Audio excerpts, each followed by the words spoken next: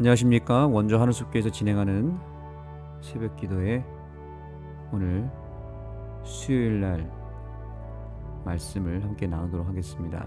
말씀의 제목은 윌리엄 밀러와 성경입니다. 교훈의 말씀을 보겠습니다.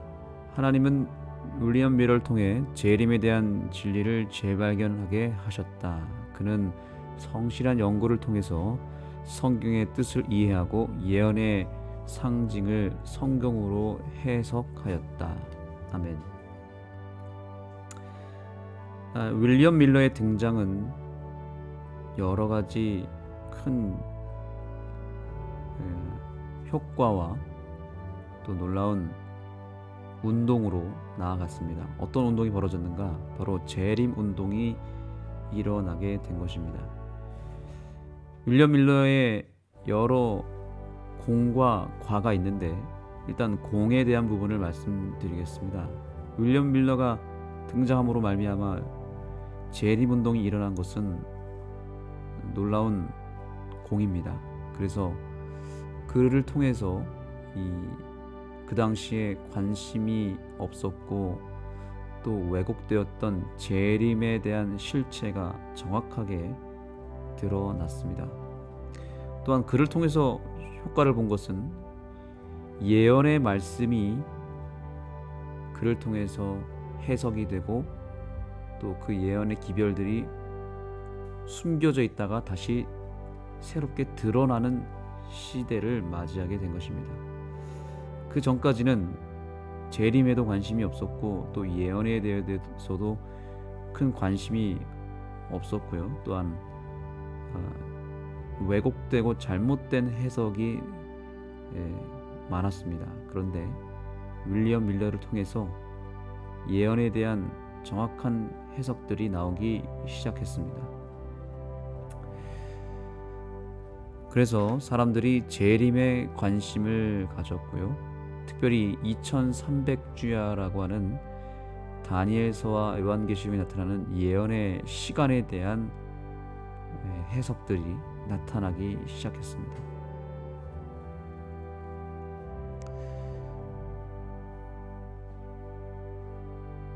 그래서 여기 윌리엄 밀러를 통해서 여러 가지 진리들이 발견되었는데요. 이 글을 좀 잠깐 보겠습니다. 윌리엄 밀러가 노력한 여러 그 성경에 대한 연구가 효과가 있었던 것은 윌리엄 밀러가 성경 구절을 여러 가지를 찾고 비교하면서 성경의 비밀이 그에게 열렸다는 것입니다. 그런 숨겨진 보물을 구하는 사람처럼 찾았고 풍성한 보상을 받았다. 그래서 성령께서 그에게 하나님의 말씀을 이해하게 해 주셨다는 것입니다. 성경에는 다 짝이 있고 또 해석하는 여러 공식들이 있습니다. 특별히 예언에 대한 부분은 성경을 통해서 해석을 해야 되고 성경을 통해서 풀어내야 되는 것들이 많이 있는데 그 이유는 바로 여기 베드로전서 1장 10절로 11절에 보면은 이 구원에 대하여 너의 임할 은혜를 예언하던 선지자들이 연구하고 부지런히 살펴서 자기 속에 계신 그리스도의 영이 그 받으실 고난 후에 받으실 영광을 미리 증언하여 누구를 또는 어떠한 때를 지시하시는지 상고하니라. 여기 보면은 예언의 말씀을 부지런히 연구를 해야 되고 또한 여기 보니까 자기 속에 계신 그리스도의 영, 즉 성령이 역사하고 지도하셨기 때문에 풀어지는 진리들이 있다는 사실입니다. 이 윌리엄 밀러도 성령님의 도움이 있었다는 거죠. 요한계시록에도 보면 1장에 예수 그리스도의 계시라 이는 하나님이 그에게 주사 반드시 속히 될 일을 그 종들에게 보이시려고 그의 천사를 그 종 요한에게 보내어 알게 하신 것이라. 요한은 하나님의 말씀과 예수 그리스도의 증거 곧 자기가 본 것을 다 증언하니라. 이 예언의 말씀을 읽는 자와 듣는 자와 그 가운데 기록한 그것을 지키는 자는 복이 있나니 때가 가까움이라. 이 예언의 말씀을 살피고 읽고 연구하는 자는 복이 있다고 했는데, 그것을 이룬 첫 번째 주자가 어떻게 보면 윌리엄 밀러라고 볼 수 있는 것입니다.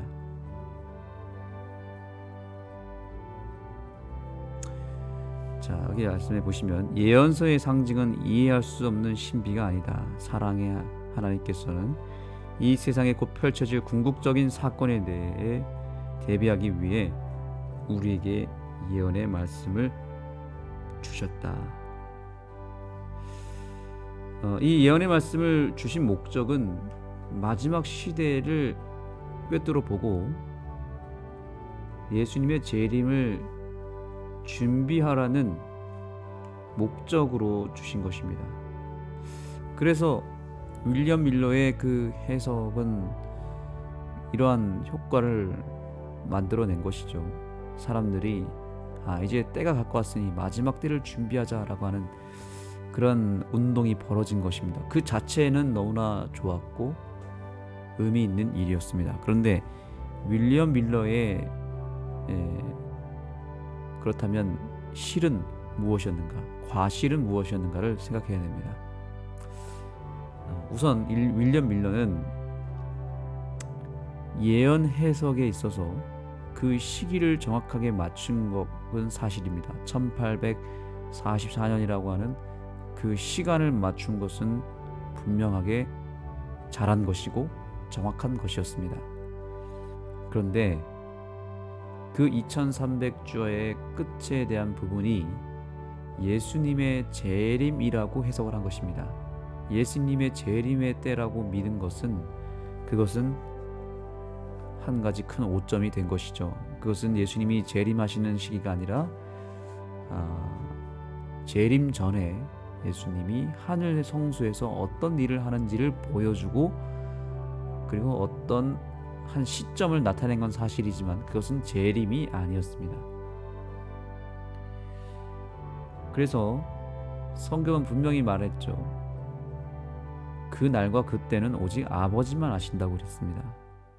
재림의 시기에 대해서 그 누구도 알지 못한다고 분명히 예언했는데, 그것을 무시한 채 그 2300주야가 너무나 확실한 예언의 시간표가 풀어졌기 때문에 너무 흥분한 나머지 그것을 재림의 때로 맞춰버린 그런 실수를 범한 것입니다. 그래서 이것은 큰 실수였습니다. 그 실수는 대실망으로 이어졌습니다. 이것이 윌리엄 밀러의 치명적인 실수였습니다. 그러면 왜 이 실수가 터져 나왔는가? 왜 이 실수를 통해서 대실망을 허락하셨는가? 이것이 더 중요한데요. 하나님은 만약에 윌리엄 밀러의 해석이 정확하게 맞아떨어져서 재림까지 이어지게 했다면 윌리엄 밀러가 교주가 되고 신이 되었을 것입니다. 심지어 안 그래도 윌리엄 밀러가 그런 지경까지 이르렀습니다. 어느 한 특정한 사람이 그 때를 알아맞춘 것이기 때문에 그 사람이 교주의 역할을 하거나 또 다른 가짜 신의 역할을 하지 않겠습니까? 그래서 윌리엄 밀러의 그 실수를 드러낼 수밖에 없었던 것입니다. 두 번째는 이게 더 중요한데요. 성경에 그 실수와 실패가 예언되었습니다. 요한계시록에 보면은 그 작은 책을 먹으라고 그랬을 때 먹고 나서 입에서는 달았지만 배에서는 썼다고 말하고 있죠. 그래서 받아 먹을 땐 달게 받아 먹었지만 먹고 나 보니까 배에서는 굉장히 쓰라린 고통이 있었다. 이것은 정확하게 무엇을 의미합니까? 이 예언을 처음에는 달게 받았습니다. 왜냐하면 재림으로 해석했기 때문에 사람들이 이것을 기쁜 마음으로 받아들였고 그걸 통해서 재림 운동이 일어났는데 나중에는 대실망으로 끝났기 때문에 그 예언을 정확하게 성취한 것이고 그 예언이 거기에 포함된 이유는 이것을 통해서 재림교회, 즉 남은 교회, 마지막 교회의 탄생을 예고한 사건이었기 때문에 이것이 예언된 것입니다. 여기에 우리 재림교회의 정체성이 분명하게 나타나 있습니다. 대실망 이후에 다시 진리를 깨달은 사람들에 의해서 탄생하게 될 재림교회의 그 탄생 비밀을 이곳에 넣어둔 것입니다. 그러므로 윌리엄 밀러의 실패는 이미 예견된 것이고 예언된 것이었습니다. 하나님은 이렇게 한 사람의 실패와 실수를 통해서도 역사하신다는 것을 우리는 배워야 합니다. 윌리엄 밀러의 그 마음속 깊은 곳에 있었던 그 교만함, 또 자기가 풀어냈기 때문에 자기에게 이목이 집중되는 것에 대한 경계를 하나님이 한 것이고, 그래서 하나님은 항상 큰 일을 앞두고 큰 실패와 실망도 허락하신다는 것을 우리는 배워야 합니다. 대실망으로 끝나서 사람들은 뿔뿔이 흩어졌고, 에이, 하나의 이거는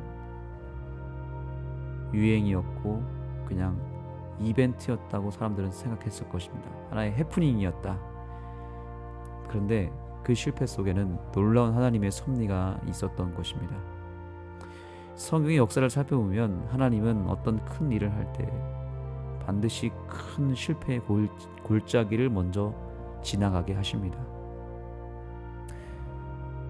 모세 때도 애굽에서 탈출하고 나서 이제 광야로 들어가야 되는데 그 앞에 하나님이 홍해라고 하는 큰 실망스러운 상황을 만들지 않습니까? 또 다윗 그리고 다니엘, 요셉은 어떻습니까? 그들을 높이 세우기 전에 깊은 시련의 골짜기로 그들을 데려가지 않습니까?